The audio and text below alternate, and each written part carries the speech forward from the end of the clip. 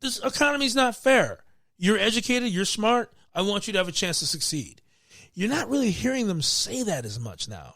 They keep talking about income inequality. What is that? What is income inequality? The truck driver doesn't make as much as the rocket scientist. Okay, well, that's always going to be the way. So what do you think, I don't know how much time left, what do you think about this issue with the pay equity and women's soccer team? I think it's ridiculous. And I will tell you, a former radio guy, J.C. Corcoran, okay, who I've never agreed with his politics. He was very good in radio, probably still is. I haven't listened to him in a long time. He's on a station way south of here that the signal doesn't get up here. But the guy has totally lost it. He was slamming, well, it's pay inequality, and the women need to be paid as much, probably more than the men, because... J.C. Cochran was saying yes, this? Yes, he did. But here's... When was this? This was on Facebook.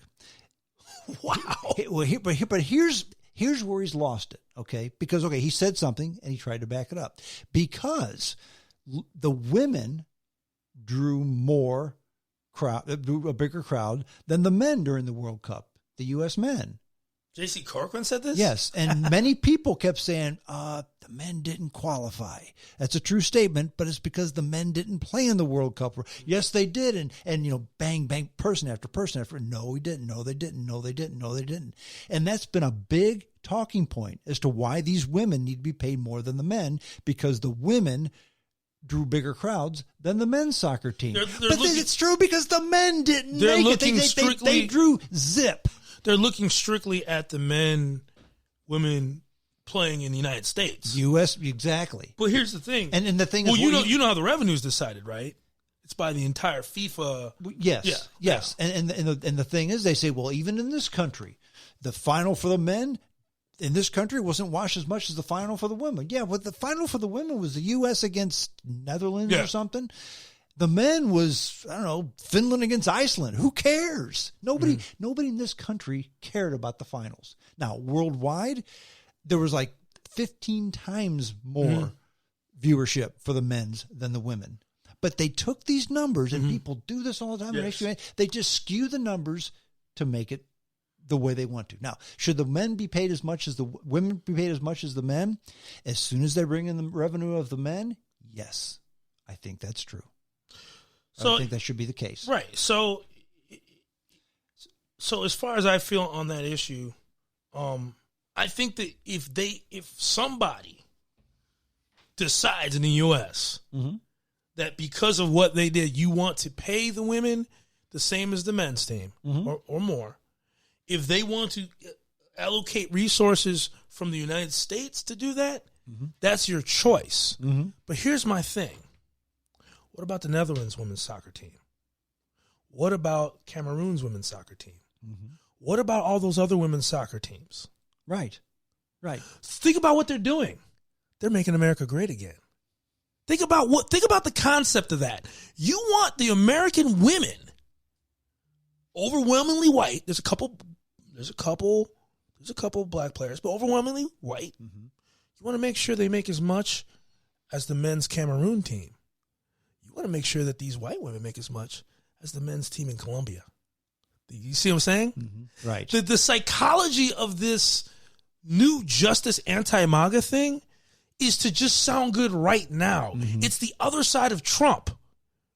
You're trying to, so you're creating gender equality, but you're also making Americans make differential amount of money from people from third world countries. Right. Now, is anyone on the women's soccer team starving? No, none. Do they have better opportunity? Do those white women on those teams have better opportunity than many of those African teams in the men's league? Yeah, that play? Absolutely they do. So why do we need to pay them more than these people in these third world countries? Because that's what it would have to be. Yeah. You can't just, if you're just saying, well, we're going to pay the men's team because basically what they're saying is the men's team sucks, so we're going to pay the women's team more. That's a really lousy feminist apparatus. Yeah, it is. Why are we crapping on the men's soccer team to make a point about pay equity? Anytime, and athletics, to me, athletics is the pay scale in athletics is probably the fairest pay scale 100% that you have. Absolutely. And the reason I say that is who is arguably the best men's basketball player out there right now? LeBron James. Okay. And he gets paid, I don't know, $45 million a year or something like that. Okay. Yeah. Who's the best woman in the WNBA? Okay. I'm going to ask you another question. Name a woman in the WNBA. I can't. And it's not that they're not good athletes. Mm-hmm. Okay. They're fine athletes. Mm-hmm. But they're not. They're the WNBA. I'll give you another example, and let's just stick with men. Again, arguably the greatest basketball player in the world today is LeBron James, $45 million a year. The greatest curling player in the world, what does he earn? I don't know. It's very well. You know what's funny? And it's very possible that the greatest women's curling player. I'm not sure. I gotta look it up. Mm-hmm. She's a woman in Sweden. Mm-hmm. She might make more. She might, because curling in Sweden is huge. But that goes to your point. Yeah, that's my point. Because in sports, they pay James the money they pay him because he's worth it. It's based off the TV revenue. That's correct, and that's why he's in LA. They're not doing that because they like him. They're doing that because it's marginal revenue product. That's the amount of money they need to pay to get the maximum return from what he does. That's right. When they brought David Beckham, who was on his last leg, over to the LA Galaxy, they paid him a ton of money because of his name. Yeah. But the thing is you know where they made all the money? He wasn't very good on the team. He didn't bring him a championship. No. They made that money back times 2 or 3. Mm-hmm, absolutely. And David Beckham LA Galaxy t-shirts. Absolutely. Yeah. So they cut a deal to make it worth it. Yeah. I'm paying you 20, I'm making 50. That's right. That's basically what capitalism is. That's exactly right. And it's not racist. No. It's not sexist. No. Let's counter that. And this is, again, going back to this anti-MAGA justice mentality, which I think has become very distorted. Mm. So you're talking about the women's soccer team. And they're like, yeah, the women's soccer team needs a... And I'm not for, in general, I'm not for that. Yeah. You know why? I'll give you 2 words. Williams sisters. There is no reason to do that. Mm-hmm. Women tennis players make as much as men tennis players now. Why is that? They fill the house. And who's a huge part of that? Williams sisters. Oh, yeah, because they have been so good for so long, and they filled that void where for a long time there were no good U.S. women tennis players. There are still no good U.S. men's players. It wasn't the race thing. No. It was the fact that they were U.S. and they were fun to watch. That's exactly right. And so there's these people that were saying, and I posted on Facebook, they're the 2 biggest reasons, which is really the focus. Because as many people in this country want to watch Venus Williams as Federer or anyone else. I guarantee you that. When Williams is playing and I go to different places to work, she's on. Yeah. As much as anybody else. Yep. Someone goes, oh, well, you got to give the credit to, the feminists, activists. No. Had nothing to the feminists. No. Here's the thing. Most of the women's tennis players, like if you listen to the commentators, they're always rooting against them. All these so-called feminists are always pissed off at the Williams sisters because they're so good and they're so much better. And have been for so long. And they're better than they ever were. So there's no feminist bonding between the women. Chris Everett Lloyd and Pram Shriver, they're hoping they lose. Because just like men, just like whites, just like blacks, just like anyone, you have jealousy and you have people who are just can't get over themselves. Yeah. You have narcissism. And it just happens. So there wasn't the building and bringing the Williams sisters up. No.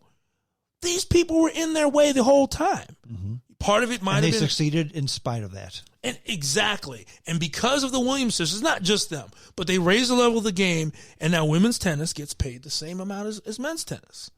And so when you say we need to give the women's soccer team this and this and that, it sounds all feminist and cool. It's really very reactionary. It's very regressive because nobody was doing that for the Williams sisters.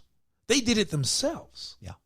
So that's just it. This neoliberal consciousness, and I will guarantee, alienates a lot of people who they rely on politically. It's my opinion. I don't know this for a fact, but I bet you a nickel that the Williams sisters never said, you know what, we need to get real good at tennis and make a whole lot of money to help women. I think they said, we need to get real good at tennis, make a whole lot of money for the Williams sisters. And they did it because they've got, especially Serena. I think she's the more dominant of the two. She's won more of the matches, and Venus has done pretty well too. Venus was first. Yes, but Serena is she's the one who's been time. Exactly. She's won the most. She's still good. Venus is too, but Serena is still the dominant player. Absolutely. Yeah. She wins more. They've got their own clothing line, their own. They're capitalists. Yeah, they are. Big time. Yes, they are. Yes, they are. And I don't even think Serena lives in this country anymore. I think she lives in France with her husband. Yeah. But that's because she can. Okay, she can live wherever she wants. Mm-hmm. But we need to have a show one time. And I will tell you, I've had problems getting women to sit in on the show. And I think because I think maybe they think this microphone is going to bite them. Maybe they don't want to be.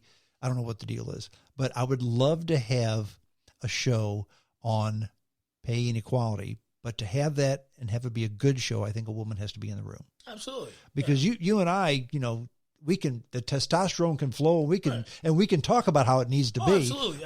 But the big reason for pay inequality, in my opinion, the biggest reason why men get paid more than women, and they do, but the big reason is because of the types of jobs that we do. Yeah. There's no doubt there's a lot of sexism in the workplace. There's stuff that needs to be dealt with. Yeah, there is. But and the reason why I brought that up is because it's been entered into the presidential. It's now become a presidential issue. Well, yeah, I mean, and that's Kirsten kind of Gillibrand, women's issues. Well, what does that even mean? Right.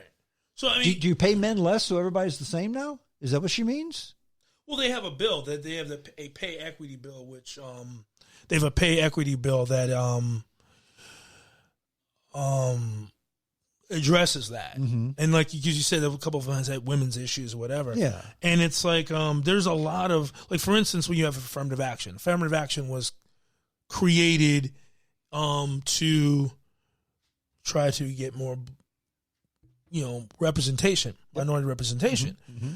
It turns out throughout the 90s, mostly the benefactors of that were white women, statistically speaking, because it was a general point system. And the origin of that was, I don't know if you know who Howard Smith was. Howard Smith was an economist? No, he was a segregationist Democrat. Okay. And when he realized the Civil Rights Act was probably going to pass, he saw the writing on the wall. Mm-hmm. He introduced gender equality into the Civil Rights Act because he was trying to sabotage it. Mm-hmm. Because he thought that would make it too and it didn't. It still passed. Right. So yeah, and it's just kind of like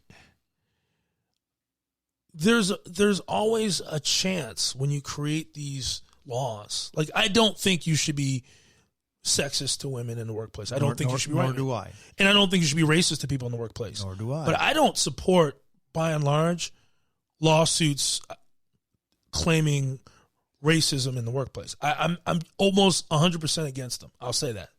Because you can't really legislate that. You can't. Now, if someone comes in and says, I'm paying you. I've seen racism in the workplace many times. Mm-hmm. I've also had racist bosses who I've caught saying the N-word, but they treat the black people with respect. Mm-hmm. And I'm not justifying that. I'm just saying that what you're trying to do is you can't say that all people are naturally somewhat biased and racist, mm-hmm. and then turn around and say it's against the law. Right. I mean, that's really complicated. It's like, again, I'm not advocating racism, but I mean, so we get off the thing with women's pay equity when we talk about, I am a black person. I just don't think, there's a lot of times where people say, oh, well, that was racial discrimination in the workplace. You might be right. I've seen it many times. That being said, I don't think the answer is constantly taking people to court because you perceive that. I think the answer is there have been times where I confronted it if it's really egregious. And I found that has had solutions. But overall, I just think you can get yourself into a big problem if you try to have the government solve these human problems, because the government can't solve those problems. Right. You can legislate that stuff all day long, mm-hmm. but the only way that you're ever going to solve a problem is when people decide to do the right thing. I've said that many, many times. I will use my dear wife as an example. She graduated University of Missouri St. Louis with